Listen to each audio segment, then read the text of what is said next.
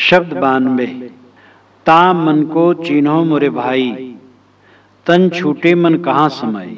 सनक सनंदन जयदेव नामा, भक्त सही मन उन्हों न जाना। अम्बरीश प्रहलाद सुदामा, भक्त हेतु मन उन्हों न जाना। भरथरी गोरख गोपी चंदा, ता मन मिल मिल कियो आनंदा। जा मन को कोई जान न भेवा, तामन मगन भये सुखदेवा। शिव शनकादिक नारद शेषा, तन के भीतर मन उन्हों न पेखा। यकल निरंजन सकल शरीरा, तामा ब्रह्म ब्रह्म रहल कबीरा। ता मन को चिन्हो मेरे भाई, ऐ मेरे भाई, ऐ मेरे बंधु, उस मन को चिन्हो जो मन संसार से तुम्हें जोड़ता है। और ये सोचो कि जब शरीर छूट जाएगा तो मन कहाँ लीन होगा। जीवन काल में मन जहाँ लीन होगा, मर जाने के बाद मन वहाँ लीन होगा। इसलिए मन को पहचानो, तुम्हारा मन कहाँ लीन है। संसार और जीव से संबंध जोड़ने वाला मन है। मन एक पुल है, नदी के दो तटों को जोड़ने वाला पुल होता है। इसी प्रकार आत्मा और अनात्मा के बीच में मन पुल बनता है। पुल तोड़ दे तो नदी के आर पार जाना खत्म हो जाए। अगर मन को तोड़ दे तो जीव संसार में जाना आना जीव का बंद हो जाए। इसलिए साहब कहते मन को पहचानो, मन को तोड़ो। जो साक्षी अभ्यास यहाँ बताया जाता है, बैठो स्थिर होके मन को देखो और जो कुछ मन में उठता है छोड़ो, संकल्पों को छोड़ो। कोई चीज को पकड़ो मत, संकल्प आए जाए उसमें तुम न मिलो। और धीरे धीरे धीरे धीरे संकल्प आना जाना भी बंद हो जाएगा। और संकल्प आना जाना बंद होता है, बस वही नींद आती है। इसलिए बड़ी सावधानी की जरूरत है। संकल्प से संसार सामने होता है, संकल्प मिटने पर संसार ओझल हो जाता है। याद होता है तब लगता है हमारे प्रेमी है, हमारे बैरी हैं। और याद नहीं होता तो क्या है, गाढ़ी नींद में आप रोज जाते हो, क्या लगता है, सब भूल जाता है। और जागृत जागृत जो सब भूल जाए, क्या पूछना है। जागृत जागृत में सब भूलने का मतलब क्या है। समाधि में सब भूल गया। और बाकी विवेक की अवस्था में भी अगर मन मोह छोड़ दे तो भूला ही। मोह से ही मन में क्षोभ होता है। क्षोभ का मतलब हरकत, क्रिया, उद्वेग। मोह न हो तो क्षोभ नहीं होगा। क्षोभ रहित मन, ये पारमार्थिक स्थिति है। मन हमारा क्षोभ रहित हो हरदम, ये हमारे जीवन की उच्चतम दशा होगी। और हमें थोड़े थोड़े में क्षोभ होता रहता है। रास्ते चल रहे हैं, कोई साइकिल लेके निकल गया, फर दे, मेरे मन में क्षोभ होता है, धूल उड़ा करके और एकदम रगड़ते हुए गया। कहीं भी थोड़ा मन के प्रतिकूल होता, क्षोभ होता है। अपने मन को साधना चाहिए, क्षोभ से बचना चाहिए। अबे हल्का फुल्का है, ये कोई खास नहीं है। कोई धूल उड़ा दिया, मन में क्षोभ हो गया, ये हल्की फुल्की बात है। उसमें भी अपने को साधे न हो। लेकिन जो राग और द्वेष की गांठ से क्षोभ होता, बहुत भयंकर बंधन है। तो मन में क्षोभ होता रहता है, मोह के नाते क्षोभ होता है। मोह नहीं होगा तो क्षोभ नहीं होगा। मन हमारा ये प्रपंच करता है, मन को हम नहीं समझते हैं। साहब कहते मन को चीनो। परमार्थ यही मन को चीन लेना और मन से पार हो जाना। साहब फिर नाम गिनाते हो, बड़े बड़े नाम गिनाते हैं और इतने निडर हैं साहब कि ऐसे ऐसे नाम लेते हैं जो एकदम शीर्ष स्थानीय पुरुष हैं।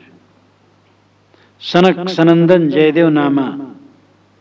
सनक सनंदन ऐसी में समझ लो सनत कुमार सनातन, और जयदेव और नामदेव, नामा नाम नामदेव, भक्ति सही। इन्होंने भक्ति तो सही की, लेकिन मन उन्हों न जाना, वही भी मन को न समझ सके। अम्बरीश प्रहलाद सुदामा।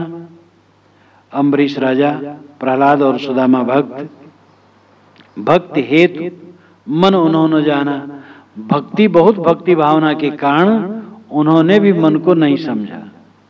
भरथरी गोरख गोपी चंदा। भरथरी और गोरखनाथ और गोपीचंद ये योगी थे, लेकिन तामन मिलमिल कियो आनंदा, उसी मन में मिलमिल करके आनंद किए, मन से अलग न हुए। जा मन को कोई जान न भेवा, तामन मगन भये सुखदेवा। जिस मन का कोई भेद नहीं जाना, उसी मन में सुखदेव भी मगन हो गए, डूब गए। इतना ही नहीं, शिव सनकादिक नारद शेषा, तन के भीतर मन उन्हों न पेखा। शिव सनकादि नारद और शेष एकल निरंजन सकल शरीरा, शरीर के भीतर में एक निरंजन है जो सब शरीर में है। निरंजन नाम मन, वैसे निरंजन का अर्थ होता है मायातीत। अंजन नाम माया, निरंजन नाम मायातीत, जो माया से निर्लेप हो। लेकिन यहाँ निरंजन का अर्थ है मन, एकल निरंजन, एक मन, सकल शरीरा, सब के शरीर में है। इसका मतलब नहीं एक ही मन सबके शरीर में है, सबके शरीर में मन अलग अलग है। अर्थ है कि सभी शरीरों में एक मन ही है जो उधमबान कर रहा। तामह भ्रम भ्रम रहल कबीरा, उसी में भटक भटक करके कबीरा परेशान हो रहा है। कबीरा यानी जीव, ये मन के जंगल में परेशान हो रहा है। अब प्रश्न होता है, सनकादि, अम्बरीश प्रहलाद इत्यादि, भरथरी गोरख गोपीचंद शिव सनकादि, ये सब का नाम लिया गया है। क्या ये सब किसी कल्याण नहीं हुआ? कोई मन नहीं पहचान पाए? यहां पर जो एक जीववादी ब्रह्मवादी हैं वह अर्थ करते हैं कि कबीर साहब ठीक कहते हैं, किसी का मोक्ष नहीं हुआ, क्योंकि जीव एक है, ब्रह्म एक है। ब्रह्मवाद में एक जीववाद एक सिद्धांत है, उनका नाम ही एक जीववाद। तो जीव एक है, दूसरे शब्दों में ब्रह्म एक है। और जहां एक जीव के साक्षित्व में अविद्या मिटी, तहां सारे घटों की अविद्या मिट जाएगी, क्योंकि जीव एक है। और तुरंत ही ये संसार शून्य हो जाएगा, क्योंकि एक जीव जहां मुक्त हुआ तहां संसार रहेगा ही नहीं, क्योंकि उस जीव या ब्रह्म के अलावा कुछ तो संसार है नहीं, संसार तो केवल भास मात्र है। तो जहां एक जीव मुक्त हुआ तो वहां संसार शून्य हुआ, लुप्त हुआ। लेकिन ऐसा हुआ नहीं, देखा जाता है सब बंधन में और संसार है, इसलिए मुक्त हुआ नहीं। और एक ही जीव है, एक ही ब्रह्म है, वो मुक्त हुआ नहीं, तो फिर मुक्ति कहां हुई? तो सिद्धांत लेश ग्रंथ में ये प्रश्न उठाया गया। सिद्धांत लेश ब्रह्मवाद का गहन गंभीर ग्रंथ है कि सुखदेवादि की मुक्ति इस सिद्धांत में व्यवधान उत्पन्न करती है। ये माना जाता है सुखदेवादि मुक्त हो गए, तो जब मुक्त हो गए तो ये संसार क्यों प्रतीत होता है? तो उत्तर दिया गया है कि सुखदेवादि की मुक्ति उपचरित है। उनके सब शब्द ऐसे होते हैं कि जो आम जनता न समझे, उलझा दे। मैं कहता सुरझावन हारी, तुम राख्यो अरझाई रे, मेरा तेरा मनुआ कैसे एक हुई रे। आज सुबह गाया गया है भजन, तो सचमुच में उलझा उलझा के रखते हैं। ऐसे ऐसे शब्द कहते हैं जो समझ न पा लो। मतलब है एक औपचारिक है मोक्ष, उनका कोई अंधता मोक्ष नहीं है। शंकराचार्य ने कहा कि कपिल का मोक्ष सापेक्ष है, यानी एक तरह से मुक्त हुए, सर्वथा मुक्त नहीं हुए, क्योंकि वे जड़ चेतन एक नहीं मानते थे। ये तो रोग हर जगह है ही है कि मुक्ति हमारे यहाँ है। तो एक जीववादी यानी अद्वैत ब्रह्मवादी कहते हैं कि सुखदेव आदि की मुक्ति वो भी वही सापेक्ष की तरह है, कोई अंतिम मोक्ष नहीं है। जीवन भर ठीक है, सुखी रहे, ज्ञानी रहे, लेकिन मुक्त नहीं हुए। मुक्त होते तो जहां सुखदेव मुक्त होते बस संसार शून्य हो जाता। एक ही जीव है, एक ही ब्रह्म है, और तो है नहीं। उसी का आभास ये प्रपंच है। अब ये बात बिल्कुल समझ में आने वाली नहीं है। ये चांद, ये सूरज, ये पृथ्वी, नक्षत्र, ये जमीन, पानी, समुद्र, नदी, तारे क्या स्वप्न है? क्या ये आभास मात्र है? ये आभास मात्र नहीं है, ये अपनी जगह पर सत्य है। ऐसे लोग कहते हैं ये टेबल ज्ञान मात्र है। पारखी कहते हैं, पारखी, नैयायिक, सांख्यवादी, ये सभी जैनी, ये सभी कहते हैं कि ये टेबल ज्ञान मात्र नहीं है, इस टेबल का हम ज्ञान करते हैं। टेबल ज्ञान मात्र है या टेबल का ज्ञान करते हैं? टेबल का ज्ञान होता है, दोनों में बड़ा अंतर है। टेबल ज्ञान मात्र है, मतलब हम जानते इसलिए टेबल है। जहां ये टेबल का ज्ञान गया बस टेबल खत्म, टेबल है ही नहीं। ज्ञान होता है इसलिए टेबल है। ये जगत ज्ञान मात्र है, भास मात्र है। जगत बना है मन से, जगत मन से बना है।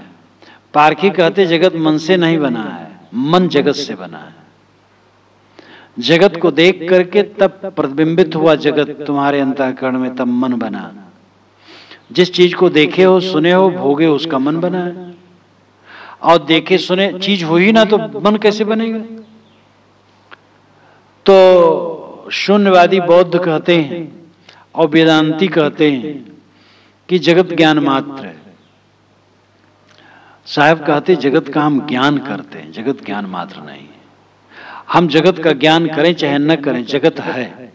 हम सो जाते तो जगत का ज्ञान हमें नहीं रहता, तब भी जगत रहता है। हम जब सो जाते तब भी टेबल रहती है। हमें ज्ञान भले नहीं, जब जागते तो फिर देखते हैं टेबल है। इसलिए जगत ज्ञान मात्र नहीं है, किंतु जगत का हम ज्ञान करते हैं। अगर हम जगत का ज्ञान न करें तो भी जगत रहेगा।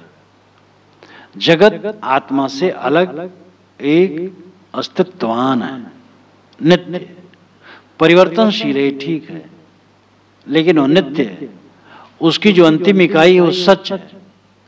परिवर्तन किसमें होगा? सच ही में तो परिवर्तन होगा, सत्ता ही में तो परिवर्तन होगा। सत्ता ही में तो परिवर्तन कहां होगा? इसलिए जो भौतिक द्रव्य है ये सत्तावान है और आत्मा से अलग इसका अस्तित्व है। सत्तावान है, उस सत्ता ही में परिवर्तन होता है, बिना सत्ता के परिवर्तन नहीं होता है। तो मन प्राणी पदार्थों और संसार के विषयों को देख करके मन बनता है और मन जगत से जोड़ता है। जो मन को छोड़ देता है वो अपने आप रह जाता है। जो अलग से ईश्वर पाना चाहते हैं वो चाहे कितने बड़े बड़े नाम वाले हों, वो मन ही में है। क्योंकि ईश्वर, हमने कोई कल्पना की, ईश्वर 4 हाथ वाला, 8 हाथ वाला है, 7वें तपक पर है, 7वें आसमान में, अमुक लोक में है। यह ईश्वर हमारे चारों तरफ व्याप्त है। तो ये मन ही तो है, मन ही तो सोच रहे हैं। ये मन का नक्शा है। सारे ईश्वर मन के नक्शा हैं, सारे देवी देवता मन के नक्शा हैं, मन के चित्र हैं। और उसमें जो उलझा है वो मन ही में है, मन से बाहर कहां हुआ? मन को कहां पहचान पाया? अगर कोई ये कल्पना करता है कि जड़ चेतन सब एक ही है, मैं सर्वत्र व्याप्त हूं, तो ये मन ही तो है। मन ही ऐसा सोच रहा है और ये मन से अलग नहीं है। मन से अलग होने की तो दशा यही है कि मन को देखो, मन शांत कर दो। मन शांत हो तो शेष स्वयं रह गया, बस ये दशा असली है। और जहां मन शांत हुआ तहां क्या रह जाता है? शुद्ध चैतन्य मात्र और शांति। न ईश्वर रह जाता है, न जगत रह जाता है अपने लिए। ईश्वर परोक्ष काल्पनिक है और जगत इंद्रिय प्रत्यक्ष है जो पदार्थ है। और मन जब शांत हो गया तब दोनों से निवृत्त हो गई। तो इंद्रियों से देख सुन भोग करके उसका चित्र बनाओ या मन से कल्पना करके उसका चित्र बनाओ, ये सारे चित्र मन है। और मन में उलझे रहना, मन से पार होना कहां हुआ। सनक सनंदन आदि शुकदेव ये सब अद्वैत ब्रह्मवादी थे पुस्तकों के अनुसार, जिन पुस्तकों में इनका वर्णन है। और उसमें परमार्थ यह है कि सारा विश्व मैं ही हूं, एक ही सत्ता है जो मैं हूं और सब कुछ मैं ही हूं, सर्वम खलुदम ब्रह्म। और ये मन ही है, केवल मन की कल्पना है, मन की कल्पना से अलग कुछ नहीं। मैं सर्वत्र व्याप्त हूं। यहां कुंभ मेले में छठ की बात है, प्रयाग के कुंभ मेले में एक स्वामी जी सन्यासी जा रहे थे और उधर से एक पारखी संत आ रहे थे। दंड प्रणाम हुआ आपस में, कहे स्वामी जी आप कहाँ रह रहे हैं? तो खड़े हो गए वो, कहे ये पूछो मैं कहाँ नहीं रह रहा हूं। मतलब मैं ही तो सब जगह हूं, सर्वत्र व्याप्त हूं, मैं कहाँ नहीं हूं। अब ये केवल जबान से कहने की बात है। बड़े बड़े वेदांती अपने शिष्यों को चिट्ठी देते हैं, सर्वत्र व्याप्त हैं, चिट्ठी कहाँ देते हैं? उपदेश करते हैं, दूसरे को प्रतीत करते हैं दूसरा है तब तो उपदेश करते हैं। तो व्यवहार सारा द्वैत का, और मानते मैं सर्वत्र व्याप्त हूं, मैं सब कुछ मैं ही हूं, मैं ही चाँद हूं, मैं ही सूर्य हूं, ये मैं ही अनंत विश्व ब्रह्मांड हूं। ये क्या है? ये मन ही की तो लीला है। योग इत्यादि में ज्योति देखते हैं, शब्द सुनते हैं, उसको ब्रह्म मान लेते, वो भी मन की लीला है। अलग ईश्वर का नक्शा बनाते, वो भी मन की लीला है। इसलिए साहब नाम लेके कहते हैं, लेकिन ब्रह्मवादी इसका अर्थ अपने तरह कर लेते हैं। वो साहब ठीक कहते, साहब एक जीववादी थे, एक ब्रह्मवादी थे।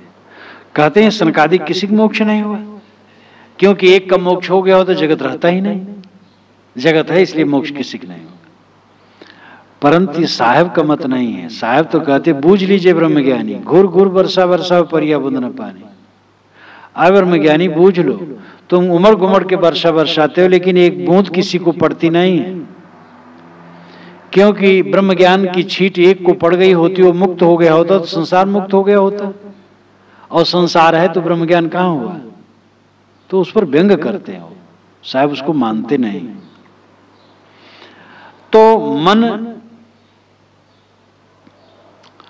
सब कहां मन समझे, इसलिए पूरे शब्द का अर्थ भाव साहब कहते हैं कि ता मन को चीनो मोरे भाई, तन छूटे मन कहां समाई। उस मन को समझो कि जब शरीर छूट जाएगा तो मन कहां रहेगा। मन कहां तुम लगाते हो? दृश्य भास में लगाते हो तो दृश्य भास में फिसल जाओगे। इसलिए तटस्थ हो जाओ, उदासीन हो जाओ, संकल्पों को छोड़ दो। संकल्पों को छोड़ करके अपने आप में बस स्थित। अब ये भी सच है कि इसके सूत्र शास्त्रों में जगह जगह मिलते हैं, लेकिन उसमें दूसरी बात भी कही है, दूसरी बात ज्यादा कही, वही सिम सब उलझ गया है। यह तो कहने वाले कभी ऐसा सोचे होंगे तो लगा होगा हाँ यही सच है, और सच तो है ही है, लेकिन स्थिर न रहे होंगे, दूसरी बात भी कह दी। जो साहब कहना चाहते हैं ये बात अन्य शास्त्रों में जगह जगह मिलती है। दुख संयोग वियोगम योग संगीतम, दुखों के संयोग का वियोग कर देना योग है। ये तो खैर घुमा करके भी कहा जा सकता है, इसका अर्थ कर दिया जा सकता है आत्म संस्तमन कृत्वा न किंचित चिंतित। मन को आत्मा में स्थित कर दो और कुछ भी न सोचो। ये बिल्कुल खाटी का पारक सिद्धांत मानो है, एक गीता का सूत्र है। द्वा सुपर्णा सजा सुखाया समानम वृक्षम परिषद सजाते तयोर अन्न पपलम स्वाद वक्तन नस्नन नन्यो अभिषाक्षीर दो पक्षी हैं, साथ साथ हैं, मित्र हैं, एक ही समान पेड़ पर रहते हैं। एक फल खाता है, दुखी है, एक केवल दृष्टा है, इसलिए दुख मुक्त है। ये वेद का मंत्र है। सांख्य दर्शन तो साफ साफ ही है इस विषय में। वो प्रकृति का दृष्टा बन करके अपने आप में स्थित होता है। योग दर्शन में भी ये बात कही गई है, तदा दृष्टो स्वरूपी अवस्थानम, तब दृष्टा अपने स्वरूप में स्थित हो जाता है। तो जगह जगह बात ये आई है, लेकिन फिर घुमा दी है और भी कह दिए, इसलिए निर्णय नहीं हो पाया। दिन भर चावल और भूसी अलग किए, शाम को मिला दी, तो क्या फायदा होगा? अलग अलग ही रखो, यही विशेषता होगी। तो साहब कहते हैं कि मन को पहचानो और मन की कल्पनाओं के जाल को तोड़ो और मन से लौट करके अपने आप में आओ। मन को छोड़ो, यानी मन के संकल्पों को छोड़ दो। एकल निरंजन सकल शरीरा तामा ब्रह्म ब्रह्म राल कबीरा। एक निरंजन जंगल है, निरंजन मन ही जंगल है, जो सब शरीर में वो जंगल है, और उसी में जीव भटक भटक के मर रहा है। अपने मन के रेच पेच, मन के भास अध्यास में सब जीव दुखी। इसलिए मन के भास अध्यास का परित्याग करो और अपने स्वरूप में लौटो। 7 पंक्तियों का ये पद ज्यादातर साहब ने नाम गिनाया। नाम में कोई खास अर्थ नहीं है, बता दिया कि ये मन में उलझ गए, मन में उलझ गए, मन में उलझ गए। और शुरू की पंक्ति और नीचे की पंक्ति 2 पंक्ति ले ली जाए तो यही इस शब्द का खास स्वरूप होगा, इसी में सब उसका अर्थ होगा। ता मन को चिन्हो मोरे भाई, तन छूटे मन कहाँ समाई, एकल निरंजन सकल शरीरा तामा ब्रह्म ब्रह्म राल कबीरा। और बीच में तो यही है कि ये लोग सब मन के चक्कर में पड़ गए, मन ही के नक्शा को बनाते रहे। ब्रह्मवाद हुआ तो मन का नक्शा, ब्रह्म नाम श्रेष्ठ, स्वयं श्रेष्ठ है, लेकिन सब जड़ चेतन एक माना, वो मन का नक्शा। अलग ईश्वर के दर्शन पाने की इच्छा, वो मन का नक्शा। स्वर्ग लोक आदि की कल्पना, वो मन का नक्शा। ज्योतिनाद बिंदु इत्यादि में अटके, वो मन का नक्शा। रिद्धि सिद्धि में योगी लोग अटके, वो मन का नक्शा। तो ये मन के नक्शे ही में सब उलझ गए। भक्ति नाम लिए, योग नाम लिए, ज्ञान नाम लिए, लेकिन मन के नक्शे में उलझे रह गए। और जहां मन का नक्शा तोड़ दिया गया वहां सब खत्म है। साधारण भाव यही है कि जो पाना है वो कुछ पाना नहीं, सबका विसर्जन कर देना है। अपना स्वरूप ही स्वयं शेष है। इसलिए मन से तुम बाहर की चीजों को पाते हो। मन का नक्शा तोड़ दो, बस बाहर का आगमन खत्म, बस स्वयं रह गए। मैंने उदाहरण दिया था कि पुल नदी में है तो इधर से उधर आना जाना हो रहा है, पुल तोड़ दो, आना जाना बंद। मन का नक्शा तोड़ दो, मामला खत्म। अब कहने में तो थोड़े में हो जाता है, लेकिन मन का नक्शा तोड़ने जिंदगी भर तोड़ते रहना पड़ता है। और जो एकदम तोड़ देता है तब भी सावधान रहना पड़ता है, लेकिन रास्ता यही है। कहें कबीर सुनो हो साधो तब ही वैसा हो ही रे, मेरा तेरा मनुआ कैसे एक हो ही रे। तो मैं कहता सुरझावन हारी तुम राखे और जाई रे, मैं कहता हूं जागत रही हो तू जाता है सोई रे, मैं कहता निर्मोही रही हो तू जाता है मोही रे। सदगुरु धारा निर्मल बहती तामे काया धोई रे। कहें कबीर सुनो भाई साधो तभी वैसा हुई रे। तो तभी वैसा हुई रे, जब मन के जाल को तोड़ दोगे तभी वैसा होगे, तभी निस्वरूप में स्थित होगे, तभी कृतार्थ होगे। इसलिए सदगुरु कहते हैं कि अपने मन को चिन्हो, उस मन को चिन्हो, ता मन को, उस मन को चिन्हो जो तुम्हें संसार में डुबाता है। और फिर विचार करो कि शरीर छूटने पर मन कहां समाएगा। तो शरीर रहते रहते अगर मन संसार में डूबना बंद हो गया, आत्मस्थ हो गया, तो वह सदा के लिए आत्मस्थ है। अपने आत्मा में स्थित हो और मन के जंजाल को तोड़ दो, यही सद्गुरु कबीर का उपदेश है।